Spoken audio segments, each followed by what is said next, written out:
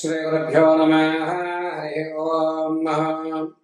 जगतं पितरं वन्दे पार्वती परमेश्वरम्। सर्वं ఇంద్రకీలాద్రి పాదార్పితం.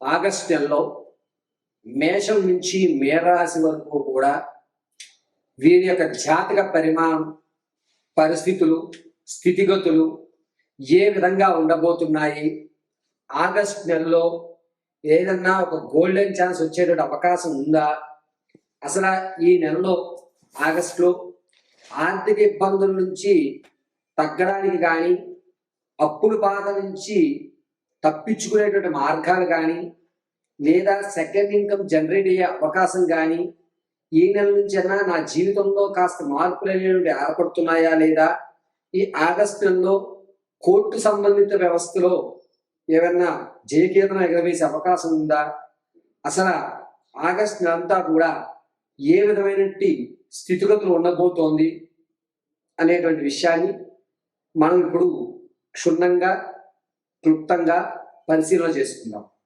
అయితే మేషం నుంచి మొదలుపెట్టి మీనరాశి వరకు కూడా మనం చెప్పేటువంటి ఈ జాతక పరిమాణం అంతా కూడాను కేవలము గోచారరీత్యా మాత్రమే మీకు తెలియజేయడం జరుగుతుంది. స్థితిగతులు కానీ, మీ యొక్క పరిస్థితులు కానీ, ఏదేమైనా సరే చెప్పే ప్రతి విషయము కూడా గోచారరీత్యా మాత్రమే తెలియజేస్తున్నాం. ఇది గుర్తుపెట్టుకోండి. వ్యక్తిగతంగా మీ యొక్క జాతకాన్ని తెలుసుకోవడానికి కింద శ్లోకం నెంబర్ సంప్రదించి మీ పరిపూర్తి జాతక విశదీకరణ తెలుసుకోండి. అయితే ప్రతి జాతకాన్ని కూడా జ్యోతిష్య పండితులు వివిధ కోణాల్లో పరిశీలన చేస్తూ దాని పరిష్కార మార్గాలు మీకు తెలియజేస్తూ ఉంటారు. అదేవిధంగా మేము కూడా మీ జాతక పరిశీలన సిస్టమ్ ఉపయోగించకుండా కేవలము చేతిరాతతో మాత్రమే మీ జాతక పరిశీలన అనేటువంటిది క్షుణ్ణంగా పరిశీలన చేసి చెప్పడం జరుగుతుంది.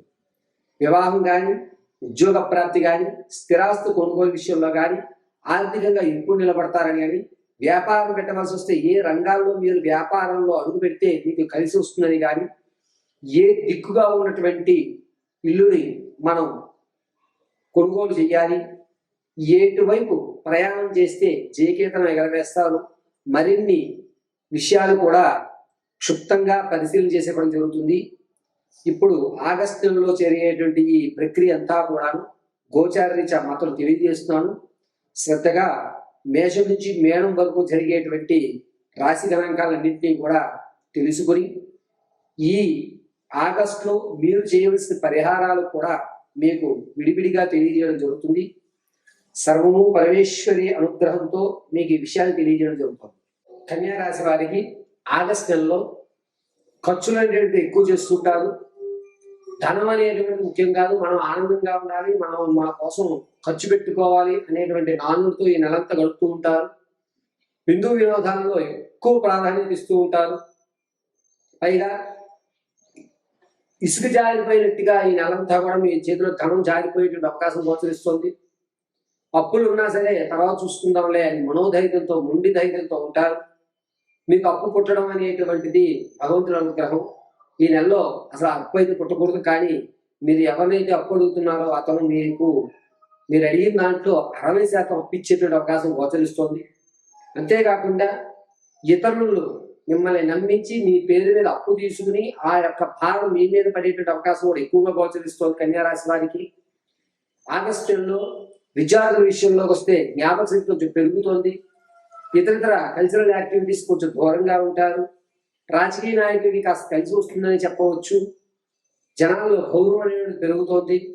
ఇక కన్యారాశిలో సంగీత, సాహిత్య, సినీ కళా పరిశ్రమలో ఉన్న వారికి మాత్రం ఇబ్బందిదాయకమైన వాతావరణం.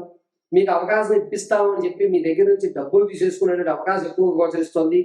కాబట్టి అవకాశం ఇప్పిస్తాము, ధనం కట్టండి అనే చోట మాత్రం మీరు చాలా జాగ్రత్తగా ఉండాలి కన్యారాశి వారు. తాతలకు లభించేటువంటి ఆస్తి ఏదైతే ఉందో అది ఈ నెలలో వచ్చేటువంటి అవకాశం ఎక్కువగా గోచరిస్తోంది. పైగా జయకేతనం ఎగరవేస్తున్నారు కోర్టుకు సంబంధించిన విషయాల్లో. భార్యాభర్తల మధ్య గొడవలు అనేటువంటివి కొంచెం తగ్గుతున్నాయి. తగ్గడంతో పాటుగా ఒక బాండింగ్ అనేటువంటిది ఏర్పడేటువంటి అవకాశం ఎక్కువగా గోచరిస్తోంది. పాతవన్నీ మర్చిపోయి సరికొత్త జీవితాన్ని ఈ ఆగస్టు నెల నుంచి ప్రారంభం చేస్తున్నారు. కన్యా రాశి వారు తమ యొక్క ఆలోచన విధానాన్ని ఆచరణలో పెట్టడం అనేటువంటి అసంభవం ఈ నెలలో. చెయ్యాలి అనుకోవడమే తప్ప చేయలేని పరిస్థితిలోకి వస్తూ ఉంటారు. సంగీత సాహిత్య సినీ కళా పరిశ్రమ వారికి మాత్రం కొంచెం గడ్డుకాలంగా ఉందని చెప్పాము. కాబట్టి మీరు ఇచ్చేటువంటి విషయాలు ఏదైనా 1-2 సార్లు ఆలోచించుకోండి. ఇక రియల్ ఎస్టేట్లో కానీ స్టాక్ మార్కెట్లో కానీ ధనాన్ని వెచ్చించాలి అనుకుంటే కనుక ఆగస్టు 18వ తారీఖు నుంచి 24 రోజులు అద్భుతంగా కలిసి వస్తుంది. మీ ధనానికి నష్టం అనేటువంటి కలగదు. రైతు కాస్త ఇబ్బందిదాయకమైన వాతావరణం ఏర్పడుతుంది. మీరు పెట్టిన పెట్టుబడి కంటే కాస్త ధనం తక్కువగా వచ్చేటువంటి అవకాశం గోచరిస్తుంది. అంతేకాకుండా కన్యా రాశి వారు ఈ నెలంతా కూడాను మానసిక సంక్షోభంతో ఆర్థిక సంక్షోభంతో మాత్రం గడుపుతూ ఉంటారు. జరుగుతుందిలే, వస్తుందిలే, వాయిదా వేద్దాం అని చెప్పి ఈ నెల జరగడం జరుగుతూ ఉంటుంది. పైగా ఎవరైతే వివాహానికి ప్రయత్నం ప్రారంభం చేద్దాం అనుకుంటున్నారో ఆగస్టు 15వ తారీఖు తర్వాత నుంచి ప్రయత్నం చేయండి. ముఖ్యంగా ఉత్తర పడమర దిశగా ఉన్న సంబంధాలని ఎక్కువ ప్రాధాన్యత ఇవ్వండి. కలిసి వచ్చేటువంటి సూచనగా చెప్పవచ్చు. ప్రసవానికి ఎవరైతే ఉన్నారో కవలలు జరించేటువంటి అవకాశం గోచరిస్తుంది. ఎవరైతే సంతానం కొరకు చూస్తున్నారో వారికి సంతానం కలిగేటువంటి అవకాశం ఎక్కువ శాతం కనబడుతోంది. పైగా కన్యా రాశి వారికి ఈ నెల ఆడవారికి కొంచెం లాభదాయకమైన వాతావరణంగా చెప్పవచ్చు. విందు వినోదాలు పాల్గొంటారు. మీకంటూ ఒక ప్రత్యేకమైన గుర్తింపును ఏర్పరచుకుంటుంటారు. ధనాన్ని మీ యొక్క వ్యవస్థ కొరకు గ్రాండ్గా కనబడాలి అని చెప్పి అధికమైన ఖర్చులు చేస్తూ అక్కడ ఉన్నటువంటి కార్యక్రమాల్లో మీరే సెంటర్ ఆఫ్ అట్రాక్షన్ గా ఉండేటువంటి అవకాశం ఎక్కువగా గోచరిస్తూ ఉంది. ఈ కన్యా రాశి వారు ఈ నెలలో మరీ ముఖ్యంగా ఆగస్టు 9వ తారీఖు నుంచి ప్రారంభం చేసుకుని 27వ తారీఖు మధ్య వరకు కూడా చాలా జాగ్రత్తగా ఉండాలి. ముఖ్యంగా వెన్నునాడులు చివరి భాగం, అదేవిధంగా వెన్నుముక, వీపు భాగం ప్రమాదాలు గురయ్యేటువంటి అవకాశం ఎక్కువగా గోచరిస్తుంది.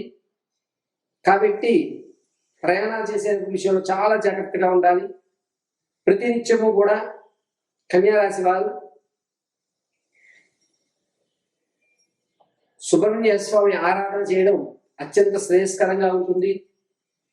దీంతో పాటుగా ఏదన్నా శివాలయంలో స్వామివారికి బిల్వాలతో అర్చన గావింపజేయండి. కలిసి వచ్చేటువంటి సూచనగా చెప్పవచ్చు. కన్యా రాశి వారు ఈ నెలంతా కూడాను ప్రయాణాలు, అదేవిధంగా డబ్బు ఖర్చు పెట్టేటువంటి విషయాల్లో ఆచితూచి ఖర్చు పెట్టుకోవడం అనేది చాలా శ్రేయస్కరము. ఈ రాశి వారు ఆగస్టు నెలంతా కూడా ఆరావళి రూపం ఉత్తరాకారంగా ధరించి మధ్య భాగంలో చంద్రాన్ని ధరించండి.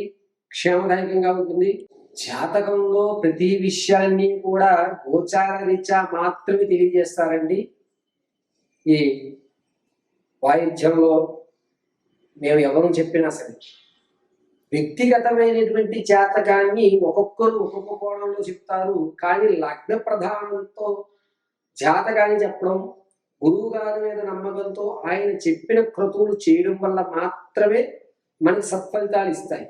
మనం ఒక డాక్టర్ గారి దగ్గరికి వెళ్ళిన తర్వాత ఆయన నమ్మి ఆయన ఇచ్చిన ట్యాబ్లెట్ అందులో ఏముంది, అందులో న్యూట్రన్స్ ఏమున్నాయి, మినరల్స్ ఏమున్నాయని చెక్ చేయం. డాక్టర్ గారు ట్యాబ్లెట్ రాశారు, మెడికల్ షాప్ ఆయన ఇచ్చారు, నమ్మకంతో ఆ ట్యాబ్లెట్ మనం వేసుకున్నాం. ఇక్కడ మనం పరిశీలన చేసేది ఒకటే, డాక్టర్ గారు రాసి ఇచ్చిన మెడిసిన్ ఇచ్చారా లేదా, డోలో 650 రాస్తే డోలో 650 ఇచ్చాడా లేదా, సిఫ్లిక్స్ రాస్తే సిఫ్లిక్స్ ఇచ్చాడా అలా ఆయన ఏం రాశారు, మనం ఏం తీసుకున్నాం. ఎలాగైతే మనం నమ్మకంగా ఉంటామో మాధ్యమాల్లో చెప్పేటువంటి గురువు గారు మీకు సలహాలు, సంప్రదింపులు, పూజా విధానాలు ఇస్తే అవి అలాగే మీరు చేయగలిగితే కనుక సత్ఫలితాలు వస్తాయి. కొంతమంది ఒక్కొక్క జాతకాన్ని విధివిధాలుగా చూడటం అనేది జరుగుతుంది. అంశచక్ర, ఆరూఢ చక్ర, నవాంశ చక్ర, దశాంశ చక్రాలుగా కొంతమంది జాతక పరిశీలన చేస్తూ ఉంటారు. అయితే అందరికీ తెలియజేసేది ఏమిటంటే సిస్టంలో కానీ ఆన్లైన్లో కానీ వచ్చేటువంటి జాతకాలు కోణాలు అనేటువంటివి ఖచ్చితంగా జరగవు. కాబట్టి ఖచ్చితమైన ప్రాకారానికి చేతితో రాసినటువంటి జాతకాన్ని మాత్రమే పరిశీలన తీసుకోమని చెప్పదగ్గ సూచన. ఇత పూర్వం జ్యోతిష్యుడి దగ్గరికి వెళ్ళినప్పుడు జాతకాన్ని రాసి ఇచ్చేవారు, ఆన్లైన్లో తీసేవారు. టెక్నాలజీ డెవలప్ అయింది కదండి అంటే కాదు. చేతి రాత అంటే అతను అభిషేకాలు చేసిన తర్వాత హస్తవాసి అంటూ ఉంటారు. అందుకనే మనం జాతకాన్ని చేతితో రాయించుకోవడమే అత్యంత శ్రేయస్కరం.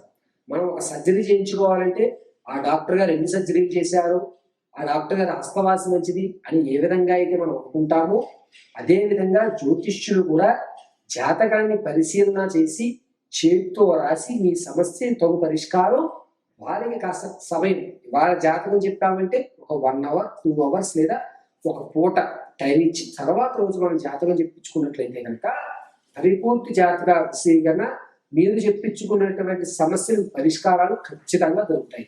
సర్వం శ్రీ పరమేశ్వరార్పితం.